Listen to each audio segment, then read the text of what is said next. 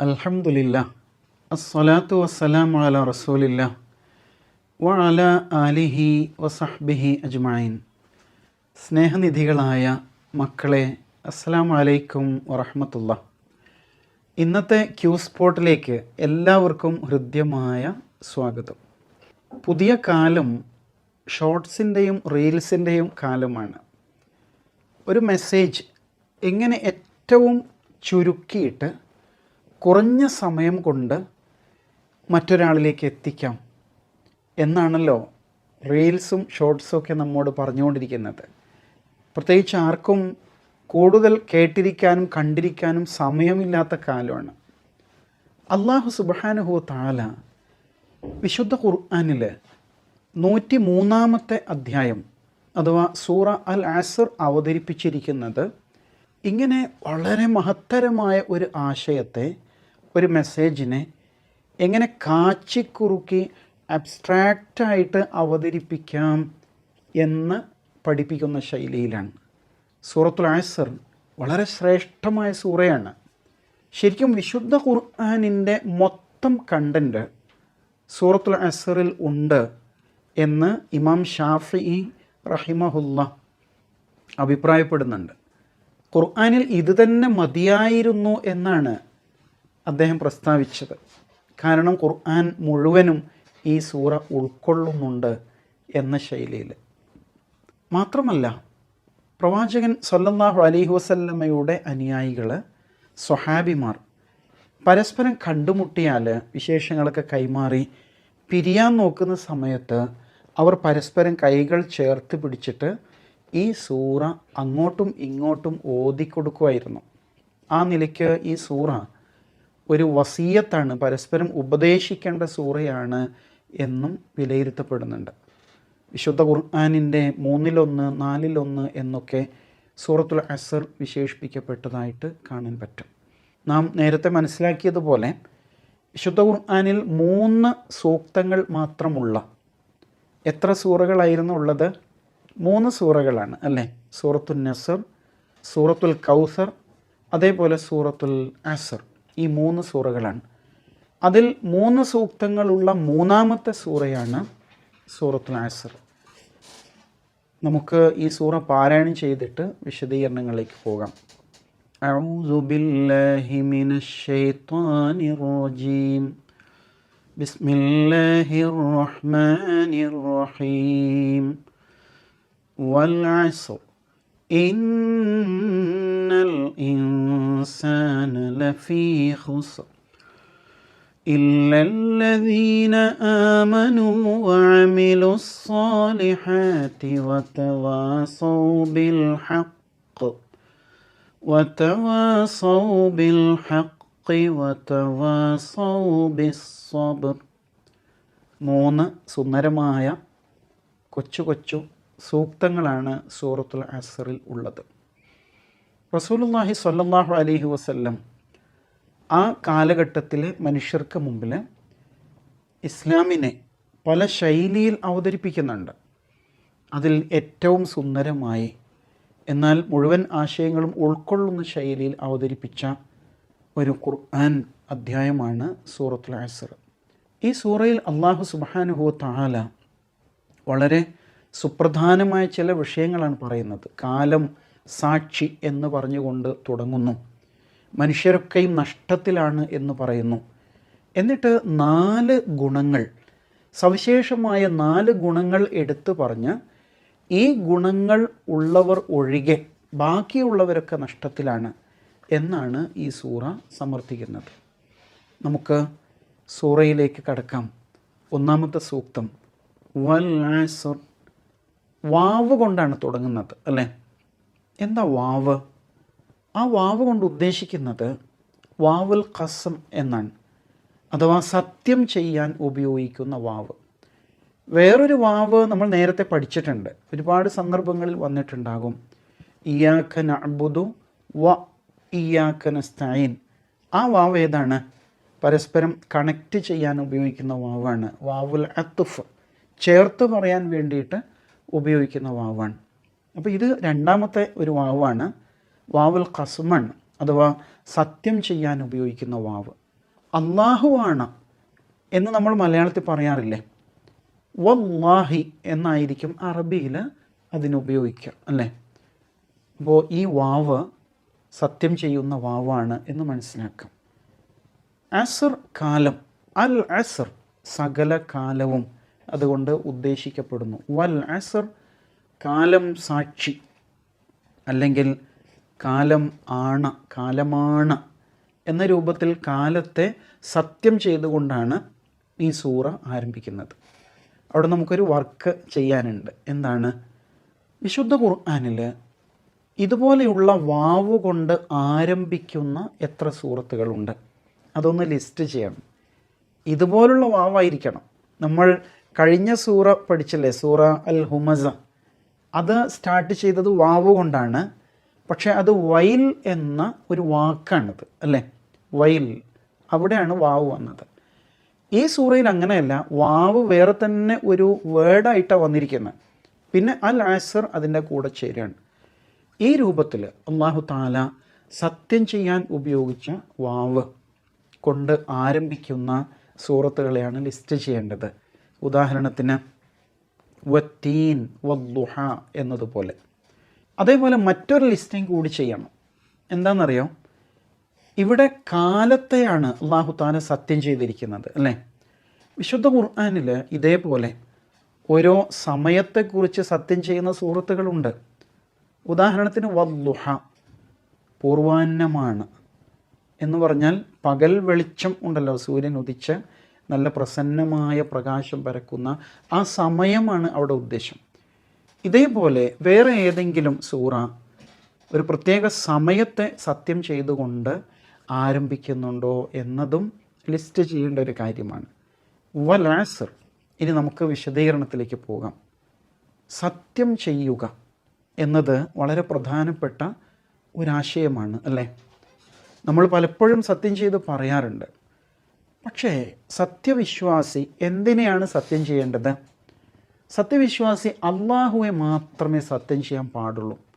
വല്ലാഹി, അള്ളാഹുവെ മാത്രമേ സത്യം ചെയ്യാറുള്ളൂ. അല്ലാതെ ഖുർആനാണ് സത്യം, അല്ലെങ്കിൽ ഉമ്മയാണ് സത്യം, വാപ്പയാണ് സത്യം, അങ്ങനെയൊന്നും സത്യം ചെയ്യാൻ പാടില്ല. അള്ളാഹുവെ മാത്രമേ സത്യം ചെയ്യാറുള്ളൂ. എന്താ കാരണം? അള്ളാഹുവാണ് എന്നും നിലനിൽക്കുന്ന സത്യം, അല്ലേ? അതിനാൽ അള്ളാഹുവെ മാത്രമേ സത്യം ചെയ്യാൻ പാടുള്ളൂ. അപ്പോൾ നിങ്ങൾക്കൊരു ചോദ്യം ഉണ്ടാവും. എന്താ ചോദ്യം? നമ്മളോട് അള്ളാഹു പറയാണ് അള്ളാഹുവെ പിടിച്ചു മാത്രമേ സത്യം ചെയ്യാൻ പാടുള്ളൂ. എന്നിട്ട് അള്ളാഹു സത്യം ചെയ്തത് കണ്ടില്ലേ? കാലം സാക്ഷി, അല്ലേ? കാലമാണ്, അത്തിമരമാണ്, വത്തീൻ, അള്ളാഹു സത്യം ചെയ്യാണ്. വൽ ആദിയാത്ത്, ഓടിക്കൊണ്ടിരിക്കുന്നവയാണ് സത്യം. ഇങ്ങനെ അള്ളാഹു പല സൃഷ്ടികളെയും പിടിച്ച് സത്യം ചെയ്തിട്ടുണ്ടല്ലോ. അള്ളാഹു സൃഷ്ടികളെ സത്യം ചെയ്തത് അവയുടെ മഹത്വം ബോധ്യപ്പെടുത്താനല്ല, പിന്നെയോ അവ സൃഷ്ടികളാണ് എന്ന് അറിഞ്ഞുകൊണ്ട് തന്നെയാണ്. അള്ളാഹുവിൻ്റെ സൃഷ്ടികളല്ലേ. അതേ സമയത്ത് വേറെ ഒരു പോയിൻ്റ്, എന്തെങ്കിലും ഒരു മെസ്സേജ് നമ്മെ ബോധ്യപ്പെടുത്താൻ വേണ്ടിയിട്ട് ആണ് അള്ളാഹു അവൻ്റെ സൃഷ്ടികളെ സത്യം ചെയ്യുന്നത്. പകൽ വെളിച്ചം പോലെ സത്യമാണ് ഇനി ഞാൻ പറയാൻ പോകുന്ന കാര്യം. ഇങ്ങനെയൊക്കെ പറയാനാണ് അള്ളാഹു സത്യം ചെയ്യുന്നത് എന്നാണ് മനസ്സിലാക്കേണ്ടത്. അപ്പോൾ നമ്മൾ അള്ളാഹുവെ മാത്രമേ സത്യം ചെയ്യാൻ പാടുള്ളൂ എന്നത് വളരെ പ്രധാനപ്പെട്ടൊരു പോയിൻ്റാണ്. പിന്നെ ഇതിൽ മനസ്സിലാക്കേണ്ടത് എപ്പോഴാണ് സത്യം ചെയ്യാവുന്നത്? നമുക്കൊരു ചായ കുടിച്ചിട്ട് വരാം. നമ്മുടെ ഫ്രണ്ട് പറഞ്ഞു ഇൻ്റർവെല്ലിന് സ്കൂളിൽ. അപ്പോൾ നമ്മൾ പറയാം വേണ്ട, എനിക്ക് വേണ്ട. ഒന്നുകൂടി നമുക്ക് കുടിച്ചിട്ട് വരാം. വല്ലാഹി ഞാൻ ചായ കുടിക്കില്ല, അല്ലെങ്കിൽ വല്ലാഹി ഞാൻ ഇപ്പോൾ കുടിച്ചതേ ഉള്ളൂ. ഇങ്ങനെയൊക്കെ നമ്മൾ പറയാറില്ലേ? അത്രയും നിസ്സാരമായ കാര്യങ്ങൾക്കൊക്കെ അള്ളാഹുവെ പിടിച്ച് സത്യം ചെയ്യണോ? പാടില്ല. നിസ്സാര കാര്യങ്ങൾക്കൊന്നും അങ്ങനെ സത്യം ചെയ്യരുത്, അല്ലേ?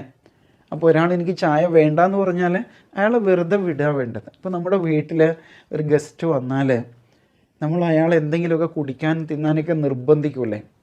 അങ്ങനെ ചെയ്യരുത്. ഒരിക്കലും ആവശ്യപ്പെടാം, നമുക്ക് കുടിക്കാം. ഇല്ല, ഞാൻ കഴിച്ചതാണ്, അല്ലെങ്കിൽ എനിക്കിപ്പോൾ വേണ്ട എന്ന് പറഞ്ഞ് അയാളെ വെറുതെ വിടണം. അല്ലെങ്കിൽ അയാളിങ്ങനെ വല്ലാഹിയൊക്കെ പറഞ്ഞു കളയും, അല്ലേ? അപ്പോൾ അതിനാൽ നിസ്സാര കാര്യങ്ങൾക്ക് സത്യം ചെയ്യരുത്. അതാണ് മനസ്സിലാക്കേണ്ട ഒരാശയം. പിന്നെ എപ്പോഴാണ് സത്യം ചെയ്യാം?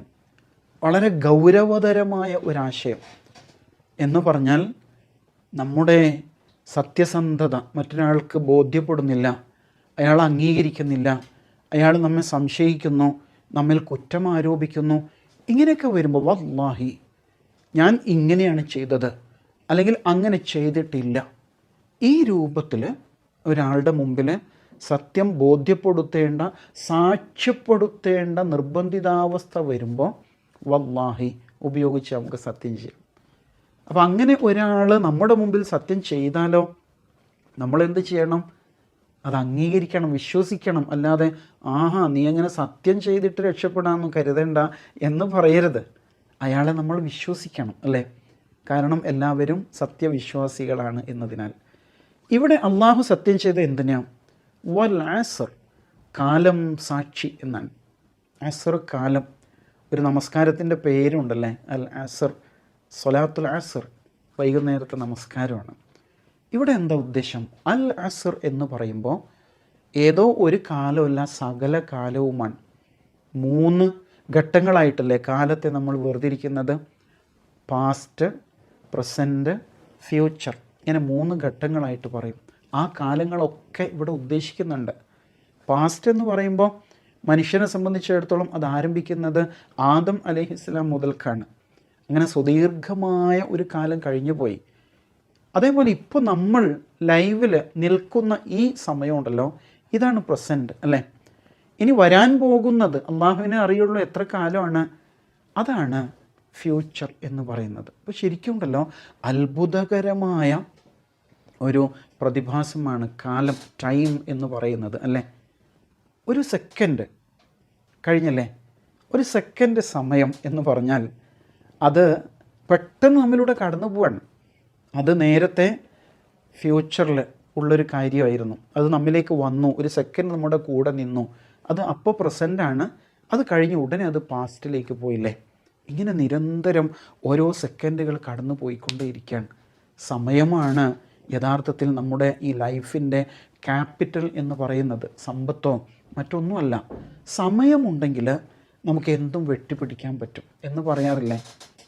ഇമാം റാസി റഹിമഹുല്ല ഒരാളെ ഉദ്ധരിച്ചുകൊണ്ട് കോട്ട് ചെയ്തുകൊണ്ട് പറയുന്നുണ്ട്. ഒരു പണ്ഡിതൻ, അയാൾ ഒരിക്കൽ അങ്ങാടിയിലേക്ക് ചെന്ന് നോക്കിയപ്പോൾ ഒരാൾ ഐസ് മിഠായി വിൽക്കുന്നുണ്ട്. നമ്മൾക്ക് ഒരുപാട് ഐസ്ക്രീമും അതുപോലെയുള്ള പലതും കഴിക്കാറുള്ളതാണ്. അപ്പോൾ ഇയാൾ നോക്കുമ്പോൾ ഐസ് മിഠായി വിൽപ്പന നടത്തുകയാണ്. പക്ഷേ ഈ വിൽപ്പന നടത്തിക്കൊണ്ടിരിക്കുന്നതിനിടയിൽ വെയിലിങ്ങനെ ശക്തി കൂടിയിട്ട് ഇയാൾ വിൽക്കാൻ വെച്ച ഐസ് മിഠായിൽ ഇങ്ങനെ വന്ന് പതിച്ചുകൊണ്ടേയിരിക്കുകയാണ്. അപ്പോൾ ഈ മിഠായി ഉരുകിക്കൊണ്ടിരിക്കുന്നു. ആ സമയത്ത് ആ കച്ചവടക്കാരൻ വിളിച്ചു പറയാണ്, ജനങ്ങളെ, എൻ്റെ ഈ കച്ചവടത്തിലെ മൂലധനം, എൻ്റെ ക്യാപിറ്റൽ ഉരുകിത്തീർന്നുകൊണ്ടിരിക്കുകയാണ്. മൂലധനം ഉരുകിത്തീർന്നുകൊണ്ടിരിക്കുന്ന ഈ കച്ചവടക്കാരനെ ഒന്ന് സഹായിക്കൂ എന്ന് വിളിച്ചു പറയാൻ. ആലോചിച്ച് നോക്കൂ. എന്നിട്ട് അദ്ദേഹം പറയാണ്, ഈ ഐസ് മിഠായി കച്ചവടക്കാരനിൽ നിന്നാണ് ഞാൻ സൂറത്തുൽ അസറിൻ്റെ ആശയം പഠിച്ചത്. ശരിക്കും നമ്മുടെയൊക്കെ ലൈഫ് ഈസ് മെൽറ്റിങ് എന്ന് പറയില്ലേ, ഉരുകി തീർന്നുകൊണ്ടിരിക്കുകയാണ്, അല്ലേ? നമ്മുടെ ക്ലാസ് കേൾക്കാൻ തുടങ്ങിയിട്ട് ഇപ്പോൾ ഒരു 10-14 മിനിറ്റായെങ്കിൽ അത്രയും സമയം ഉരുകി തീർന്നു പോയി. ഇങ്ങനെ ഓരോ നിമിഷവും സമയം കൈവിട്ടു പോവാണ്. നിങ്ങൾ സ്റ്റുഡൻസാണ്, സമയത്തിൻ്റെ വില നല്ല ബോധ്യമുള്ളവരാണ്. ശരിക്കും നമ്മളൊരു എക്സാമിനേഷൻ ഹാളിലാണ് ഇരിക്കുന്നത്, ഒരു പരീക്ഷാ ഹാളിലാണ്, അല്ലേ? എന്ന പോലെ കൃത്യമായിട്ട് 1 മണിക്കൂർ 2 മണിക്കൂർ നിശ്ചയിച്ചിട്ടല്ലേ പരീക്ഷാ ഹാളിൽ കയറുന്നത്. ആ ടൈമിനകത്ത് വളരെ കൃത്യമായിട്ട് ആൻസർ എഴുതി ഫലിപ്പിക്കാൻ പറ്റണം. ഇതേപോലെ തന്നെയാണ് ജീവിതം, ആയുസ്, ഒരു നിശ്ചിത സമയമാണ്. ഇത് കൈവിട്ട് പോയാൽ പോയി എന്നുള്ളതാണ്. ഇപ്പോൾ സൂറത്തുൽ അസ്ർ സമയബോധത്തെക്കുറിച്ച് നമ്മെ ഉണർത്തുന്നുണ്ട്, അല്ലേ? അല്ലെങ്കിലും നമ്മുടെ ജീവിതം എന്ന് പറയുന്നത് സമയബന്ധിതമാണ്. നമുക്കൊരായുസ്സുണ്ട്, ഈ പ്രപഞ്ചത്തിനൊരായുസ്സുണ്ട്. ആ നിലയ്ക്ക് നോക്കുമ്പോൾ ഷെഡ്യൂൾഡ് പ്രോഗ്രാമാണ് നമ്മുടെ ലൈഫ്. ഇത് കഴിഞ്ഞ് അള്ളാഹുവിൻ്റെ അടുക്കിലേക്ക് നമുക്ക് ചെന്നെത്തണം, അവിടെ വിജയം വരിക്കണം. അതിനാൽ നല്ല സമയബോധമുള്ളവരായിത്തീരണം. വളരെ കൃത്യതയോടുകൂടി ടൈം ഉപയോഗിച്ചാൽ നമുക്ക് എക്സാം വളരെ എളുപ്പത്തിൽ വിജയിക്കാൻ പറ്റും, ജീവിതത്തിൽ ഉന്നത വിജയം നേടിയെടുക്കാൻ സാധിക്കും. അപ്പോൾ വൽ അസ്ർ, കാലം സാക്ഷി എന്നത് ഒരുപാട് ആശയങ്ങൾ ഉൾക്കൊള്ളുന്ന ഒരു ആയത്താണ് എന്ന് മനസ്സിലാക്കാം. ഇൻഷാ അല്ലാഹ് ബാക്കി വിശദീകരണം അടുത്ത ക്ലാസ്സിലാവാം. അല്ലാഹു സുബ്ഹാനഹു വ തആല കാലത്തെ ഏറ്റവും ഫലപ്രദമായിട്ട് ഉപയോഗപ്പെടുത്തുന്ന ബുദ്ധിശാലികളിൽ നമ്മെ ഉൾപ്പെടുത്തി അനുഗ്രഹിക്കുമാറാവട്ടെ. വ ആഖിറു ദഅ്വാന അനിൽ ഹംദുലില്ലാഹി റബ്ബിൽ ആലമീൻ. അസ്സലാമു അലൈക്കും വറഹ്മത്തുള്ളാഹി.